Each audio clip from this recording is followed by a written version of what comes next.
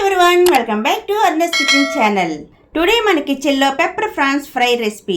ఈ రెసిపీ మాత్రం ఒక్కసారైనా ఇంట్లో చేశారంటే ఎప్పుడు ఇలానే చేయమని అడుగుతారు మీరు. అంత టేస్టీగా ఉంటుంది. చూద్దామా మరి. ముందుగా రొయ్యలు తీసుకొని క్లీన్ చేసుకొని సైడ్ ఉంచుకుందాం. స్టవ్ మీద ప్యాన్ పెట్టుకొని ఆయిల్ 1 స్పూన్ వేసుకొని ఆయిల్ హీట్ ఎక్కాక రొయ్యలు వేసుకొని పసుపు 1 స్పూను, సాల్ట్ 2 స్పూన్స్, కారం 1 స్పూను వేసుకొని ఫ్రై చేయండి.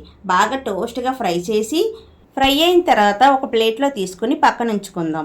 కర్రీకి మసాలా తయారు చేసుకుందాం అండి. అల్లం చిన్న ముక్కలు కట్ చేసుకుని మిక్సీ జార్లో వేసుకొని ఎండుమిర్చి, మిరియాలు 1 స్పూను, ధనియాలు 1 స్పూను, జీలకర్ర 1 స్పూను, వెల్లుల్లి రెబ్బలు 1/2 స్పూన్, మెంతులు, శనగపప్పు స్పూను, కందిపప్పు 1 స్పూను, సోంపు 1 స్పూన్ వేసుకొని మిక్సీ పట్టుకోవాలి. చూసారు కదా, ఇలా మెత్తగా మిక్సీ పట్టుకుని సైడ్ ఉంచుకుందాం. ఇంకో మిక్సీ జార్ తీసుకొని పచ్చిమిర్చి 2 కట్ చేసి వేసుకోవాలి, టమాటీలు 2 కట్ చేసుకుని వేసుకోవాలి, కొత్తిమీర కూడా వేసుకొని మిక్సీ పట్టుకోవాలి. చూసారు కదా, ఇలా మెత్తగా మిక్సీ పట్టుకుని సైడ్ ఉంచుకుందాం. రొయ్యలు ఫ్రై చేసి తీసాం కదండి, ఆయిల్లోనే ఉల్లిపాయ ముక్కలు, మెంతులు 1/2 స్పూను, ఆవాలు 1 స్పూను, జీలకర్ర 1 స్పూను, ఎండుమిర్చి 2, కరివేపాకు, ఉల్లి ముక్కలు వేసుకొని ఫ్రై చేసుకోవాలి. కొంచెం బ్రౌన్ కలర్ వచ్చే వరకు ఫ్రై చేసుకోవాలి. మిక్సీ పట్టుకుని ఉంచుకున్న మసాలా పౌడర్ వేసుకొని, అలాగే టమాటీ ముద్ద కూడా మిక్సీ పట్టుకుని ఉంచుకున్నాం కదా, అది కూడా వేసుకొని ఒకసారి కలపండి.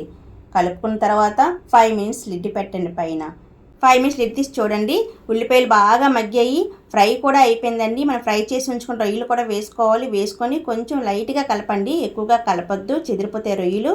కలిపిన తర్వాత లాస్ట్లో గరం మసాలా పౌడర్ వేసుకొని పైన మెంతాకు వేసుకొని ఫ్లేవర్ కొత్తిమీర వేసుకొని అటు ఇటు 2 మినిట్స్ కలిపిన తర్వాత 2 మినిట్స్ లైట్ మగ్గిన తర్వాత ఇక వావ్, మన pepper prawns fry recipe ready. Friends, ఏంటి చూసి నోరూరుతుందా? ఈ రెసిపీ తింటున్నే కొలు తినాలనిపిస్తుందండి. చాలా బాగుంటుంది. మీరు ఈ రెసిపీ ఒక్కసారి ఇంట్లో ట్రై చేయండి. ఎప్పుడు ఇలానే చేయమని అడుగుతారు, అంత బాగుంటుంది. మరెందుకు ఆలస్యం, ఇంట్లో ట్రై చేసేయండి. ఎలాగో తప్పకుండా నాకు కామెంట్ చేయండి. ఈ వీడియో నచ్చినట్లయితే లైక్ అండ్ షేర్ చేయండి. మరెన్నో వీడియోస్ కోసం మన ఛానల్ సబ్స్క్రైబ్ చేసుకోండి. Thanks for watching video.